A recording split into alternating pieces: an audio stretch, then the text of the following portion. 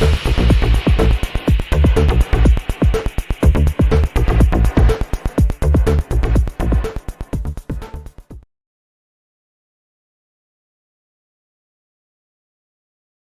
there everybody, and welcome to another video. On today's video I have this Volkswagen Golf. This is a 2009 and having an issue with the alarm. So the alarm keeps going off, but you can't actually hear the alarm. It's just the lights starts flashing.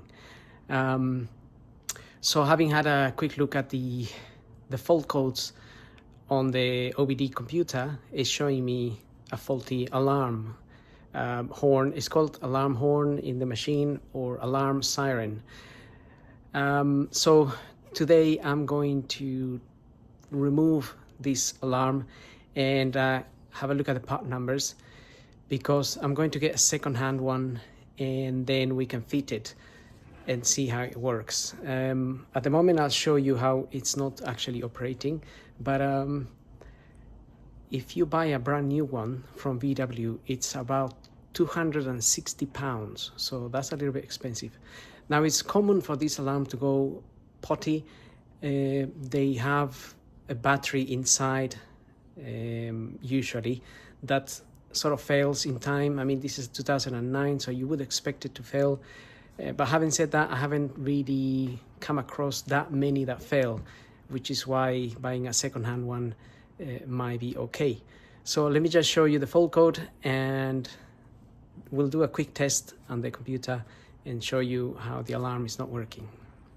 And by the way, don't forget to subscribe. That really helps me out. Okay, so looking at the fault codes, if I read the fault codes here, I have this one here, 01134, alarm horn, no signal communication, and we're not concerned about that at the minute. That's something else.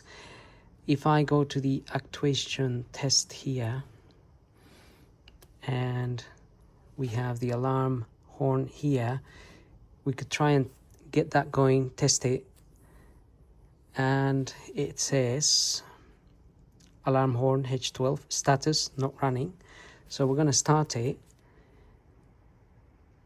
and go next on that. So we get it started. It should be making a lot of noise, but actuation test is in process, and information, so no communication, not installed. So we're going to have a look at what is going on in there. The alarm horn, the alarm siren in this particular year of car, I have done one before, and it's, so let's just stop that for now and we can go back. So I tried deleting that fault code and I think it deletes, but it comes back. And to be fair, I have seen. So what is happening is, as I mentioned, the car is parked and locked, and then the lights start flashing on their own. So sort of suggesting a false alarm, but the actual siren is not working, and it's probably the siren that is causing the system to go off. So in this is right-hand drive here in the UK, by the way. And this siren is usually sitting somewhere here behind the splash guard. So that's why I removed the wheel, to give us better access. And then we're going to remove, partially remove the splash guard to get access to the siren. Right, so what we have here is usually a bunch of these screws, which are T20 Torx screws. So I've already undone some of those. And this one here. And maybe we can undo this one here as well.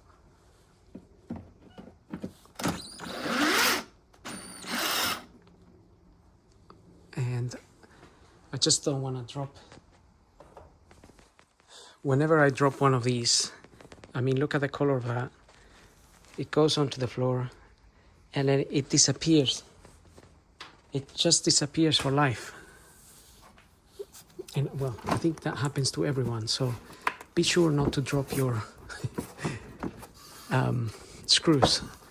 So now we need to sort of get this splash guard out of the way a little bit, and hopefully we're going to find oops, okay, a lot of dust here. Hopefully we're gonna find the alarm siren just sitting back there. I'm gonna just tackle this to one side.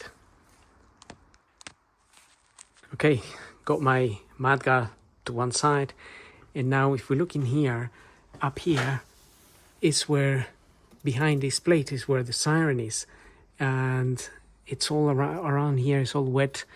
I guess, I mean, that's the problem when we don't clean certain drain plugs and whatnot. It all accumulates, especially, well, it depends where you live as well, because if all these leaves accumulate, then so does water, because it doesn't drain out properly. Anyway, alarm siren is behind this, and you're gonna have to drill. There is 2 rivets from what I can see, 1 and 2. So I'm gonna go ahead and drill those. It's gonna take a bit of effort, but has to be done. So as I said, I'm gonna drill those, and then we'll get back to this. We'll have to probably, there's a cable there, we'll have to disconnect. There is a nut on the side there that we may have to undo afterwards. And then if you are going to replace your siren, to fit it back, you're gonna have to re-rivet that, which should be, well, it's not the end of the world, but or you just screw it back on with some screws. So here we are. I've drilled the 2 rivets. It wasn't too bad, as long as you have a good drill. I had a few drills that were not doing anything, and I was like, oh, this is hard. But then I got another drill bit that was actually a bit more sharp, that it had, basically it wasn't as worn out as my other ones, and it drilled through those fairly quickly. And as soon as those were drilled, this popped down, just fell down. So you can see in there all the water right by the connection. So if we just undo this nut here, I've already undone it a bit. It's a 13mm nut. It wasn't tight at all, actually, considering it wasn't corroded. But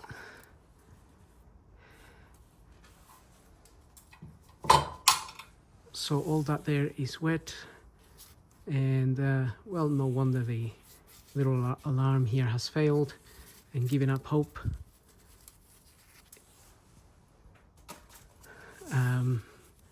Unless it's just a short circuit, but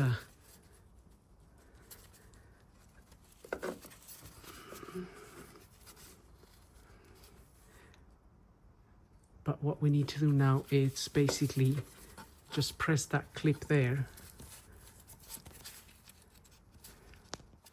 and get the switch and disconnect this.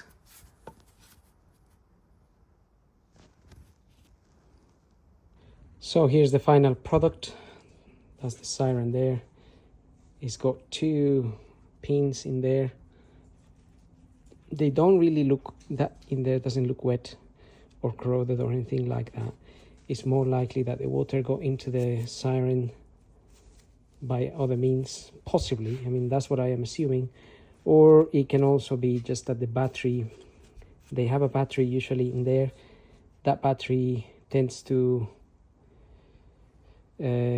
sort of leak, and as it leaks, it corrodes the little board in there, and then it stops working. So I have a part number here, so then I can go to eBay and look for the Siren and buy one. So 1K8 951605. This is a genuine VW made in Italy. And the thing is, this isn't the only car where I have had sirens failing. I've had on the Mercedes as well, and not really the BMW either, but mainly VW and Mercedes I have had sirens giving me issues. So anyway, it's time to have a look at eBay and order one. So I found an alarm on eBay. That's the old one there. The new second-hand one that I got came in this box. It was very clean, looks very clean and not contaminated like mine. So now we're ready to replace it. I'm just gonna obviously plug it in and try to secure it as it was, and then we can have a look at the fault codes and see if I can delete the fault code which I was getting with this alarm. And having said that, since I disconnected this, I haven't had any issues with the car, with the alarm going off or the indicator lights going off, because obviously when the alarm goes off, the hazard lights or indicator bulbs on the car come on, but since I disconnected it, no issues at all. So I think there is two options here. Either you find a second-hand alarm, or you fit a new one, which is really expensive, or you leave it without an alarm which seems to not cause any issues. But obviously it really depends on your preference, or if you need an alarm, depending on where you live or where you don't live, or where is your car left at night, and that kind of thing, whether you need a warning or not. So, but in this case scenario, having left it without the alarm hasn't done anything to the car. It hasn't had any issues at all, and it's been about 3 weeks since I started this video. I even have a cold today. When I started the video I didn't have one. So just saying there. Anyway, now I'm going to fit the second-hand new alarm, and we can have a look at fault codes. Right, since I plugged the new alarm in here, it's making a strange noise. So I don't think that is going to be very helpful. So I had a quick look at, I connected my computer, and I'm still getting the horn issue here. So I think my second-hand horn here is faulty. You can hear the noise.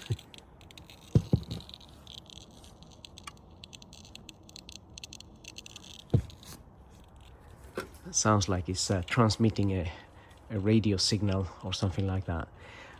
So anyway, I think I'm gonna end this video here. The purpose mainly was to show you where the horn is, how it gets wet and it gets damaged, and or even with the years the battery inside probably goes faulty, even if it's as good as that.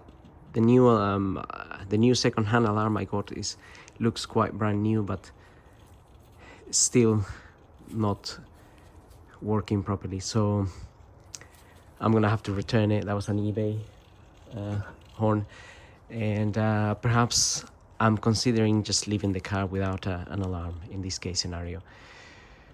And having said that, guys, I hope the video helps. Don't forget to like, follow, subscribe, and if you have any questions, go ahead and ask.